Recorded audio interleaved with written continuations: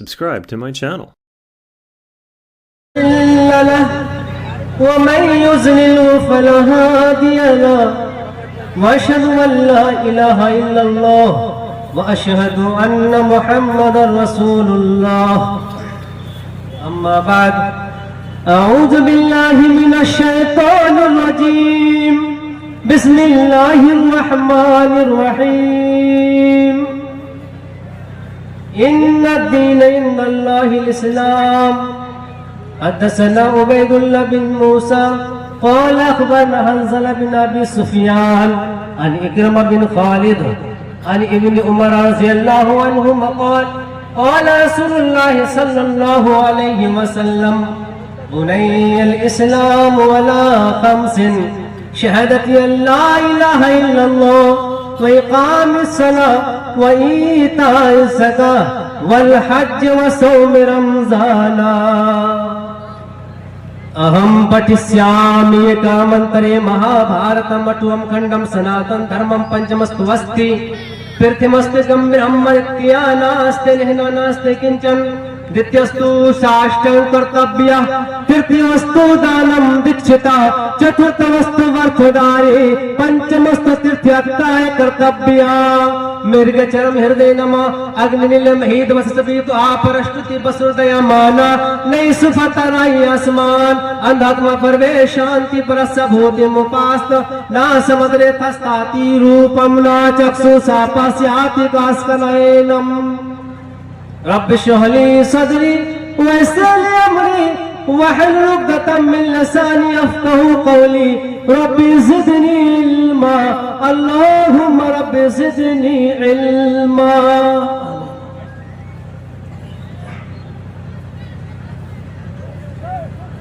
सर्वप्रथम उस खालिक की कायनात की तारीफ, जिस महान जगत का स्वामी है, जिस ग्रेट वर्ल्ड का डॉक्टर है, इंजीनियर है, प्रोफेसर है, जिन्नहु अलीमुम बिज़ाति सुदूर है, इनफैक्ट जो हमेशा से हमेशा रहेगा, उसी ही की सारी तारीफ है, उसी ही की सारी प्रशंसा है. छोटी सी तारीफ रब के बाद उसी रब से दुआ है, प्रार्थना है, अल्लाह तू आसमान के चांद सूरज सितारों से ज्यादा, रुए जमीन के तमाम दरख्तों के पत्तों से भी ज्यादा, संसार में जितने भी समुंदर है, गंगा है, जमुना है, सरस्वती है, दरियाए हिंद महासागर है, अल्फाज दगर जितने भी समुंदर है, ये अल्लाह तू तमाम समुंदरों के पानी के ड्रॉप्स कतरात बूंदों से भी ज्यादा दरूद व सलाम की बेशुमार बारिश बरसा उस हस्ती पर जिनका नाम है मोहम्मद, जो कुरैश खानदान में चिराग बनते रहे थे, जो अब्दुल्ला का बेटा नूर नजर, जो आमीना का लाल लखते जिगर, जो अब्दुल मुत्तलिब का पोता, दिल का कलीजा, जो अबू तालिब का भतीजा, चांद का टुकड़ा, जो हसन हुसैन का नाना, फातिमा का बाप, आयशा का शौहर, खदीजा का हस्बैंड, जो अबू बकर सिद्दीक का दामाद, हजरत अली का ससुर, जो हमारे और आपके आखिरी नबी जनाबे मोहम्मद सल्लल्लाहु अलैहि वसल्लम हुआ करते हैं, उसी महापुरुष पर बेशुमार दरूद व सलाम की बारिश हो. अल्लाहुम्मा सल्लि व सल्लिम व बारिक अलैहि. स्टेज पर, मंच पर बैठे हुए तमाम मुकद्दस मुअज़्ज़ज़ उलमाए किराम, गांव-गांव से आए हुए, महल्लों से आए हुए, स्टेज के सामने, मंच के सामने बैठे हुए मुकद्दस मुअज़्ज़ज़ सामिने किराम, बिलखुसूस साइड में बापर्दा बैठी उम्मत इस्लामिया. मैंने दौरान खुतबा में कुरान भी पढ़ा, हदीस भी पढ़ा है.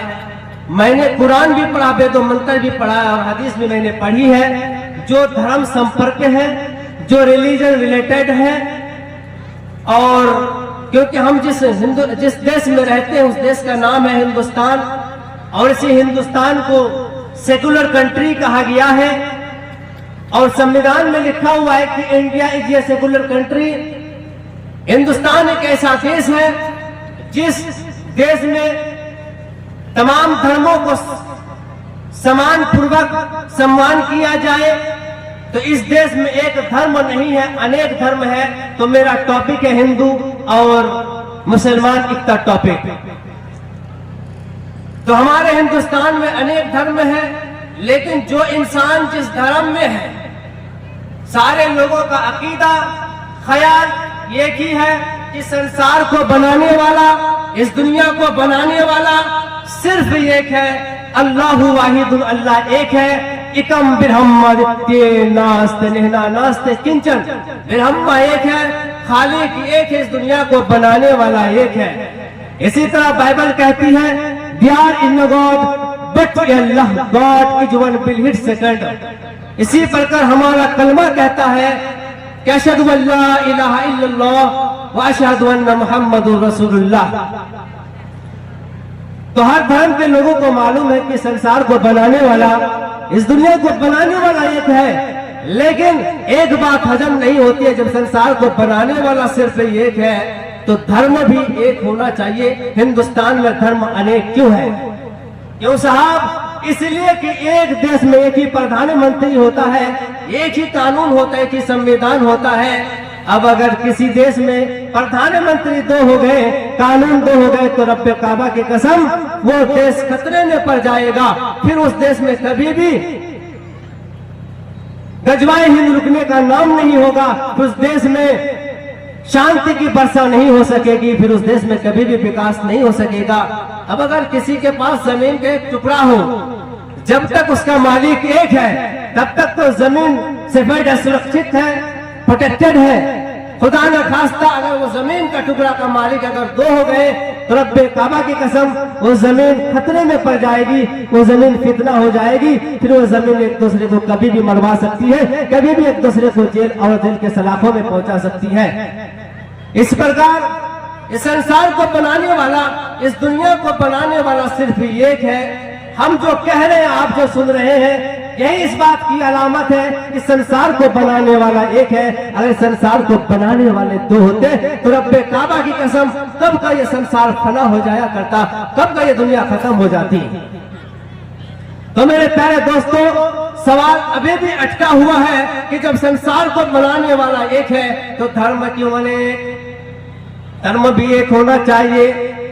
यहूदी का भी कहना है कि संसार में धर्म एक होना चाहिए। ईसाइयों का भी कहना है कि संसार में एक ही धर्म होना चाहिए। क्यों साहब? इसलिए कि संसार को बनाने वाला, इस दुनिया को बनाने वाला एक है, तो धर्म भी एक होना चाहिए। सर्वोत्तम धर्म एक ही होना चाहिए। अब वो कौन सा सर्वोत्तम धर्म है? यहूदी कहते हैं कि वो धर्म हमारा है, ईसाई कहते हैं कि वो धर्म हमारा है, सिख लोग कहते हैं कि नहीं वो धर्म हमारा है, मुसलमान कहते हैं कि नहीं साहब वो धर्म हमारा है। सबके सब अपने धर्म को सर्वोत्तम धर्म मानते हैं।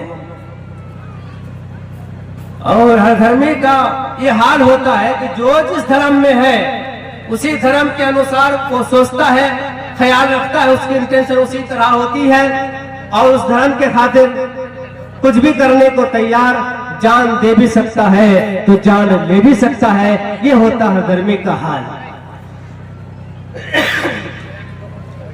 तो मेरे प्यारे दोस्तों, हमें और आपको यह देखना है कि जब संसार को बनाने वाला एक है तो धर्म भी सर्वोत्तम धर्म होना चाहिए।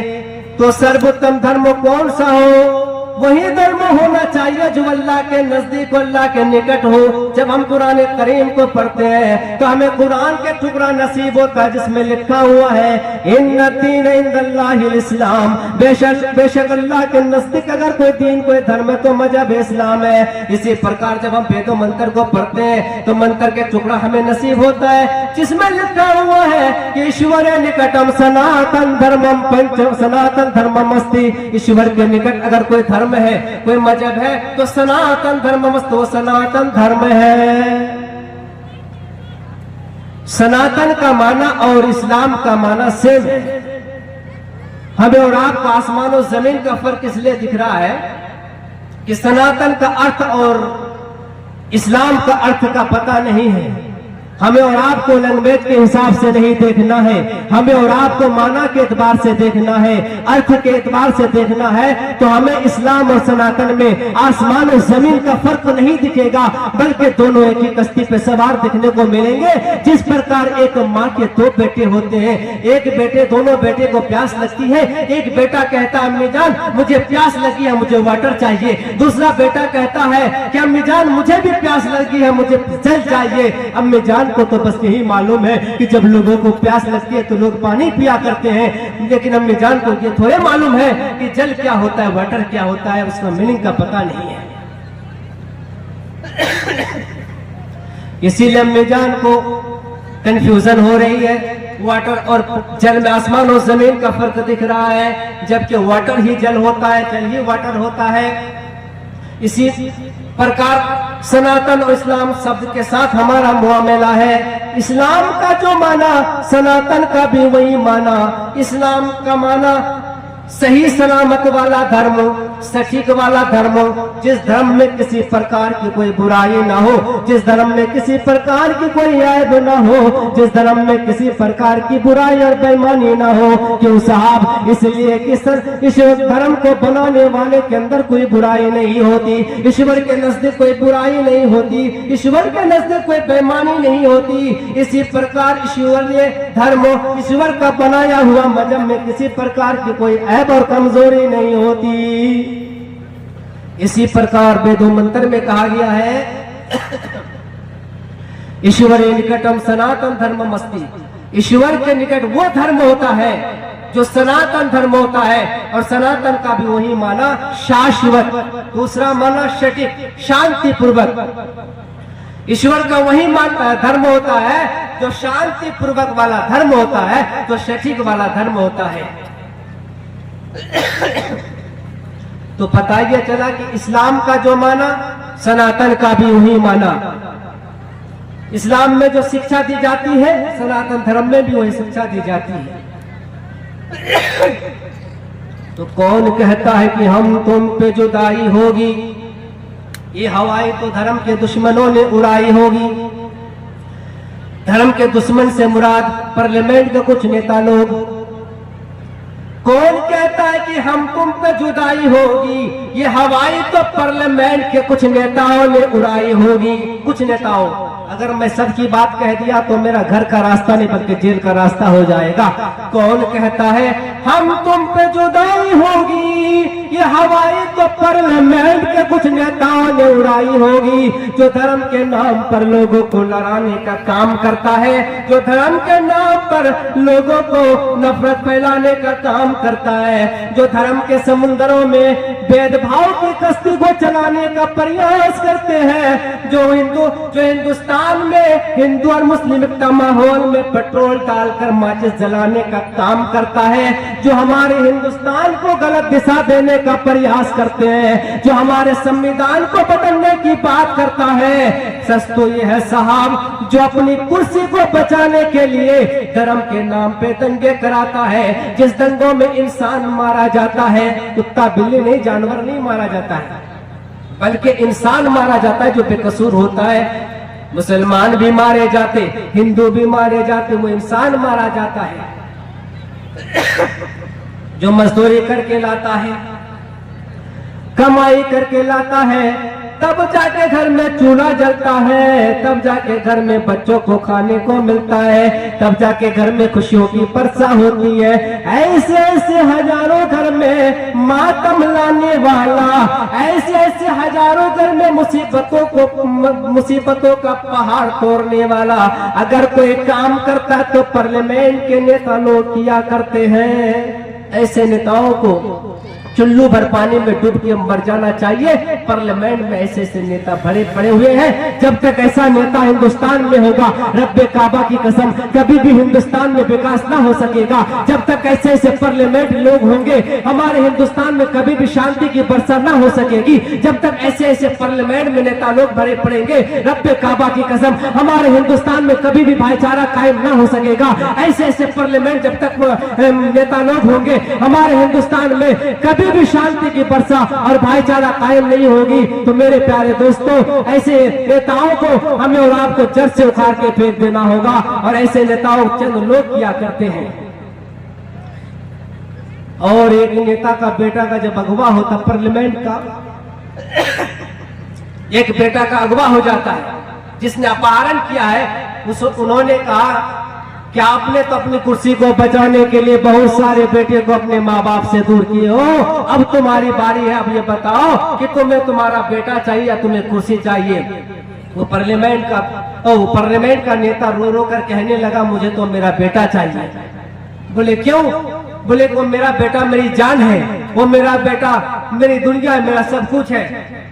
तो अगवा करने वाला, अपहरण करने वालों ने कहा कि तुम्हारा बेटा किसी और का बेटा नहीं है, तुम्हारा बेटा तुम्हारी जान है, किसी और का बेटा उसके लिए जान नहीं है, तुम्हारा बेटा तुम्हारे लिए दुनिया है, किसी और का बेटा उसके लिए कुछ नहीं है। तुमने अपनी कुर्सी को बचाने के लिए तुमने बहुत सारे बेटे को अपने माँ बाप से दूर किए हो, लेकिन जब तुम्हारा बेटा का बारी आती है तो तुम्हें बेटा समझ में आता है और कहते हैं कि तुम्हारा बेटा तेरी जान है, तुम्हारा बेटा तुम्हारे लिए सब कुछ है, तुम्हारा बेटा तुम्हारी दुनिया है, किसी और का बेटा उसके लिए कुछ नहीं है। तुम्हें तो चुल्लू पर पानी में डूब के मर जाना चाहिए, तुम्हें तो हिंदुस्तान में जीने का कोई अधिकार नहीं है।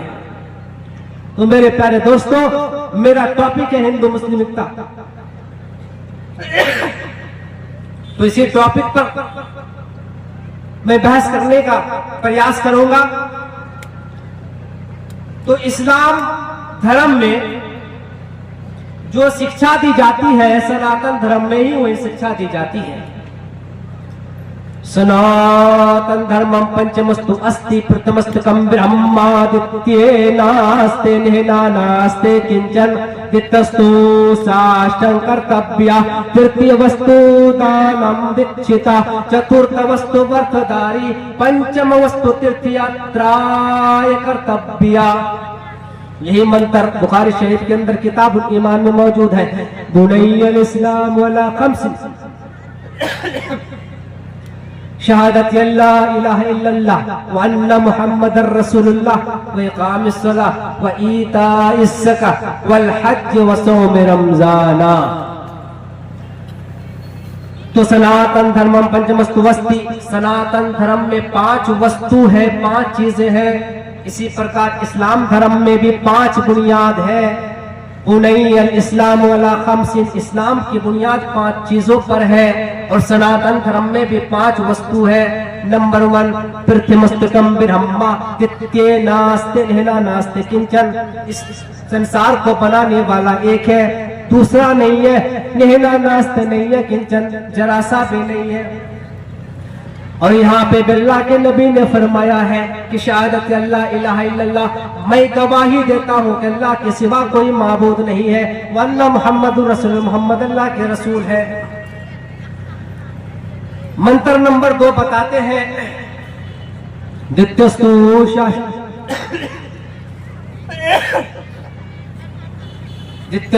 शाष्टं कर्तव्या। मंत्र नंबर 2 में श्री कृष्ण जी बता रहे हैं सनातन धर्मियों को कि सनातन धर्मियों तुम्हें सच्चा धर्मी बनने के लिए शाष्टंग कर्तव्य, शाष्टंग करना होगा, यानी 8 अंग को जमीन में टच करना होगा।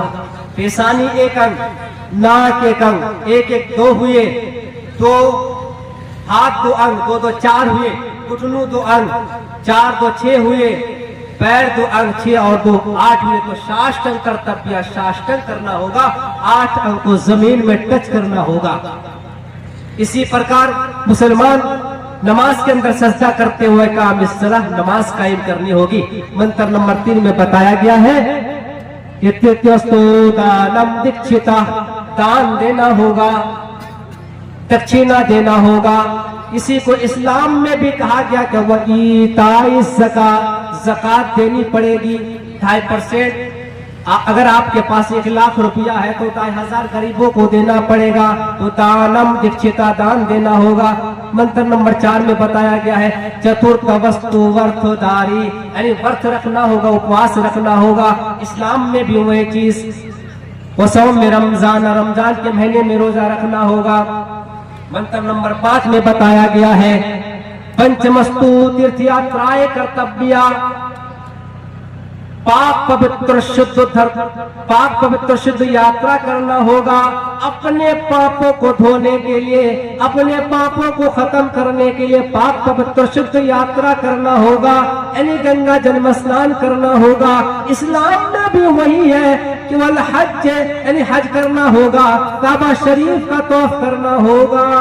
कौन कहता है कि हम तुम पे जुदाई होगी, ये हवाएं तो धर्म के दुश्मनों ने उड़ाई होगी। हमारे इस्लाम धर्म में एक बाप अपने बेटे को ज़बह करने का जिक्र मिलता है, जिनका नाम है इब्राहिम। और सनातन धर्म में भी एक पिता अपने पुत्र को ज़बह करने का जिक्र मिलता है, जिनका नाम है शंकर। शंकर की भी एक से ज्यादा पत्नियां हुआ करती थी और हमारे इब्राहिम की भी एक से ज्यादा बीवियां हुआ करती थी। और शंकर की दो पत्नी ऐसी थी जो वायरल पत्नी थी, फेमस थी, जिनका नाम है सती, दूसरा पार्वती। और दोनों पत्नी राजा की पुत्री हुआ करती थी। और यहाँ पर भी हमारे यहाँ इब्राहिम की दो ऐसी बीवी थी जो फेमस थी, एक थी सारा, दूसरा थी हाजिरा, और दोनों बादशाह की बेटी हुआ करती थी। इब्राहिम की भी दो बेटे थे और शंकर भगवान के भी दो बेटे हुआ करते थे, एक कार्तिक और दूसरा गणेश। हमारे यहाँ पे भी इब्राहिम के दो बेटे हुआ करते थे, हजरत इसहाक और हजरत इस्माइल। या शंकर जी छोटी पत्नी के पुत्र को ज़िबा करते हैं और यहाँ पे हमारे इब्राहिम छोटी पत्नी, छोटी बीबी के पुत्र इस्माइल को ज़िबा करते हैं।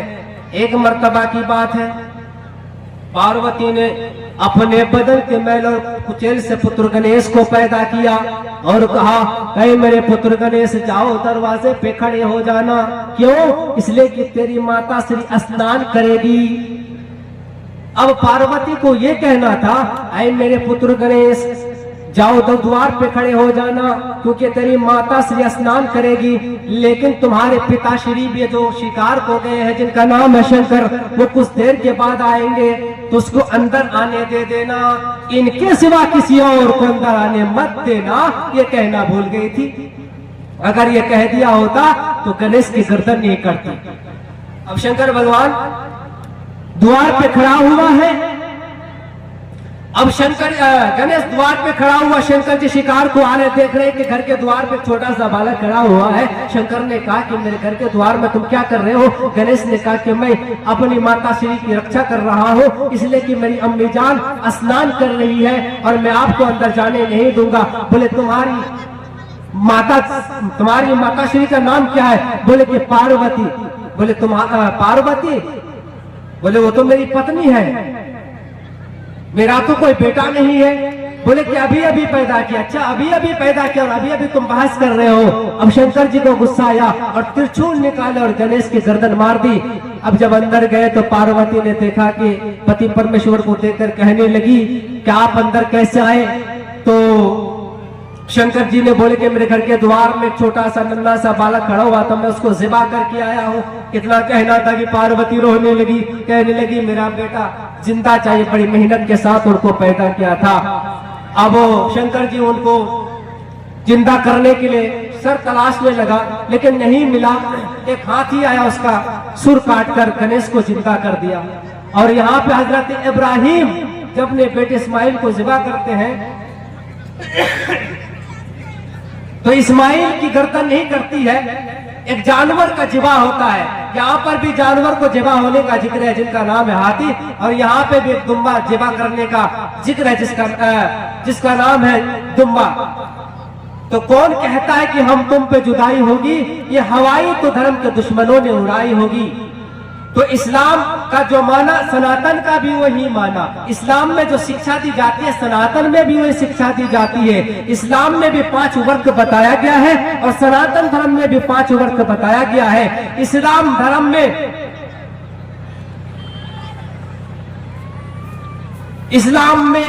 में भी एक बाप अपने पुत्र को ज़िबा करते हैं और सनातन में भी एक पिता अपने पुत्र को ज़िबा करते हैं।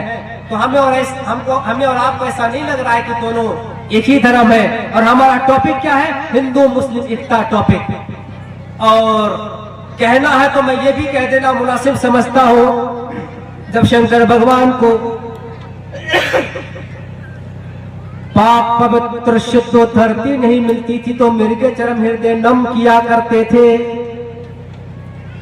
मृग चरम हृदय नम, मृग मानी हिरण, चरम मानी चमड़ा, यानी शंकर भगवान जब अपने ईश्वर की उपासना करने का वक्त होता था तो मिर्ग चरम हृदय नम किया करते थे, यानी हिरण के चमड़े को मुसल्ला बनाकर उसमें खड़े होकर सीने में हाथ रखकर नम किया करते थे। हृदय निमा मिर्ग चरम, मिर्ग मानी हिरण, चरम मानी चमड़ा, हृदय मानी सीना, नम मानी इबादत करना। शंकर भगवान को जब भी अपने ईश्वर को उपासना करने का वक्त होता तो मिर्ग चरम हृदय नम क्या करते थे, तो सीने में हाथ रखकर अपने रब को उपासना किया करते थे और सूरह फातिहा भी पढ़ा करते थे। अग्निल महिद बस सभी तो परस्तुति बसुरदया माना नहीं सुफता राय आसमान। अग्निल, मैं अग्निदेव के नाम से आरंभ करता हूँ। मही दिवस सभी तो सारी की सारी प्रस्तुति, सारी की सारी तारीफ उस महादेव के लिए है। बसुर दया माना, जो दया करने वाला, कृपा करने वाला है। और हमारे यहाँ जनाब मोहम्मद सल्लल्लाहु अलैहि वसल्लम नमाज में खड़े होकर सूरह फातिहा पढ़ते हैं, सीने में हाथ रखकर नमाज पढ़ते हैं और कहते हैं बिस्मिल्लाहिर्रहमानिर्रहीम, मैं शुरू करता हूँ अल्लाह के नाम से जो रहमान भी है रहीम भी है। अल्हम्दुलिल्लाहि रब्बिल आलमीन, तमाम तारीफ अल्लाह के लिए है जो सारे जहानों का रब है, सारे जहानों का पालनहार है, जो सारे जहानों का कृपालु दयावान है। और यहाँ पे कहा गया है कि महेक सभी तुहारा परस्तुति बसुर दया माना नई सुफता राही आसमान। ऐ हमारे नैया को पार करने वाला, हमारी परेशानियों को दूर करने वाला, सुपथर राही आसमान, हमें सुंदर रास्ते पर चला, सिरातिल मुस्तकीम पर चला। यहाँ पर अल्लाह के नबी ने फरमाया इहदिना सिरातल मुस्तकीम, इहदिना सिरातल मुस्तकीम, ये अल्लाह हमें सीधी राह में चला, सिरातिल मुस्तकीम पर चला। कौन कहता है कि हम तुम पे जुदाई होगी? ये हवाएं तो धर्म के दुश्मनों ने उड़ाई होगी।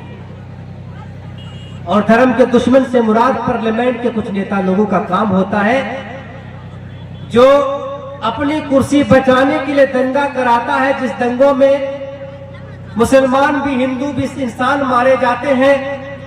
तो ऐसे ऐसे नेताओं के चक्कर में हमें और आपको नहीं आना है। अगर किसी एरिया में